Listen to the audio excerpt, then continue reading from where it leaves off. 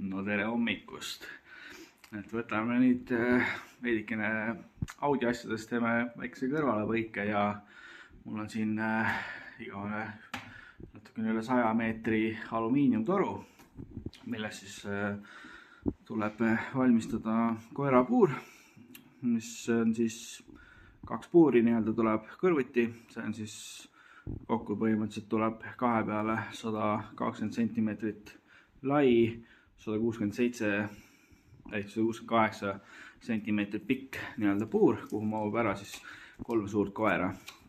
Et nii-öelda klient tahtis veel, et saaks ka peal nii-öelda magada, siis ma teen sinna ühe sellise pikenduse juurde, et saab lõppude lõpuks nii-öelda voodikoha siis 120 × 200, et on normaalne seal nii-öelda peal ka magada.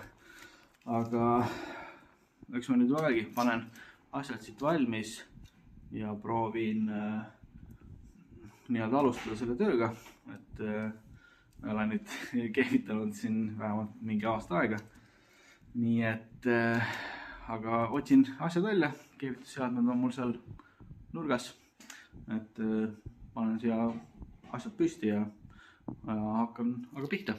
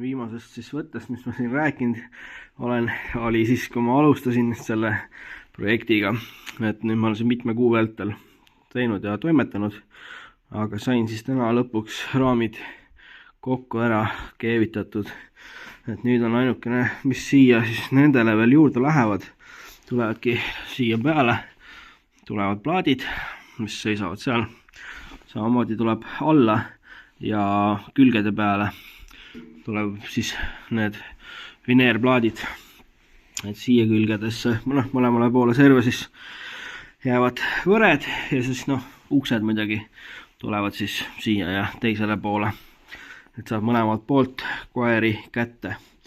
Ja samuti siis veel siit sisse tuleb ka, et saavad panna vaheseinad, et saad eraldada ära 4 puuriks.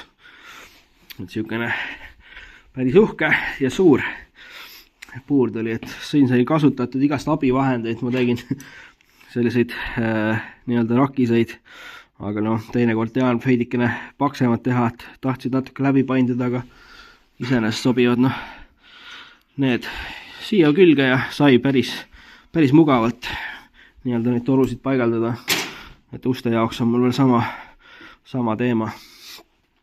Ja torude hunnik on jäänud ka palju kitsamaks, et põhimõtteliselt veel kogu selle keevituse peale siin, mis ma teinud olen ühe sellise väikse nii-öelda balooni argooniga hakkama pannud, aga õnneks palju enam keevitada ei ole, et seal on mingi veerand balooni on veel alles, aga jah, uksed põhimõtteliselt on ainult keevitada, siis on selle asjad kõik nagu keevised tehtud. On ainukene asi lõigata siis need plaadid siia sobivaks. Ma nende kohta teen veel joonised ka, siis ma tean täpselt, kuidas jagada ära need plaadid, et millised lõiked siit tulevad. Aga sellega ma tegelen juba mõni teine päev.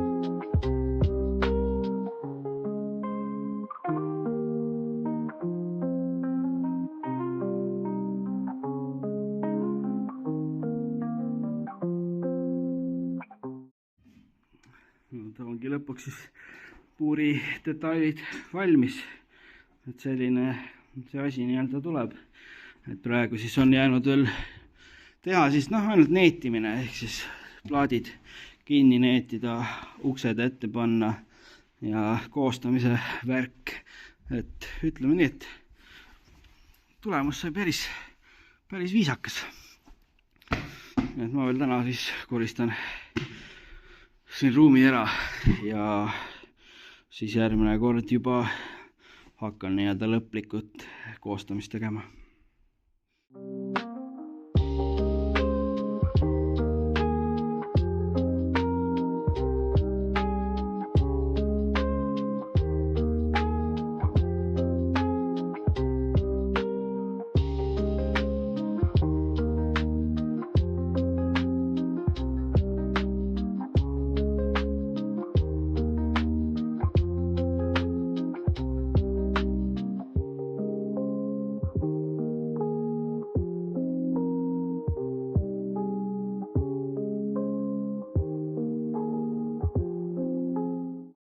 Nüüd ongi siis puurid koos, et päris sellised ilusad küllaltki nii-öelda, et vaheseinad said vahele, et saab neid nii-öelda ära võtta, saab tagasi panna.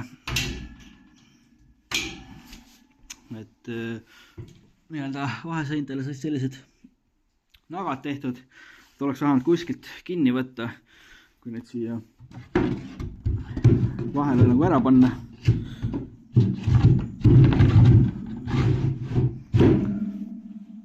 Siis saab siit vähemalt sõrmedega ilusti kinni võtta, saab need plaadid vajadusel välja võtta. Siis saab nii-öelda koerad kõik ühed poolt kätte, aga muidu on seinad vahel. 4 koera jaoks päris sükone korralik puur, et väga raske isegi ei ole, et ma jõuan üksinda ühte puuri tõsta, nii et mul on mingisugune arvutiprogramm ütleb, et 100 kilo vist nii-öelda 2 puuri kokku, nii et tegelikult on sükene päris hea.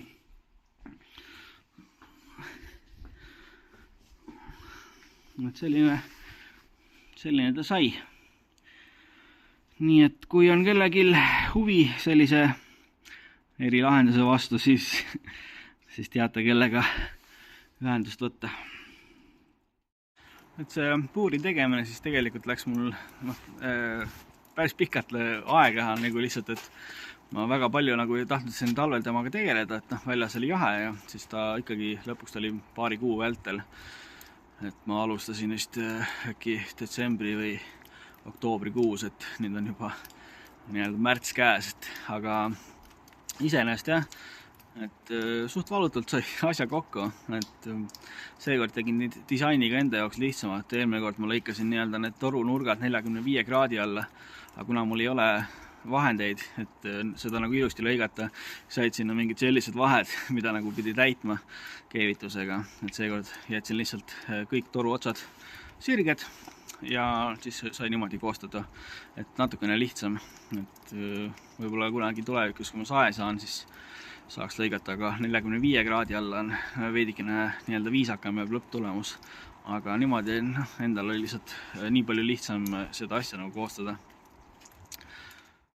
Aga see projekt ise oli niisugune väga lahe ja huvitav, aga teinekord tahaks sellise tööd ikkagi jätta suve või kevade perioodi, kui väljas on vähekene nii-öelda soem, et tegelikult selle külmaga ei ole üldse mõnus siin nii-öelda külmas garaažis teha. Aga valmis ta sai, nii et ootame järgmiseid projekte ja näeme järgmine kord.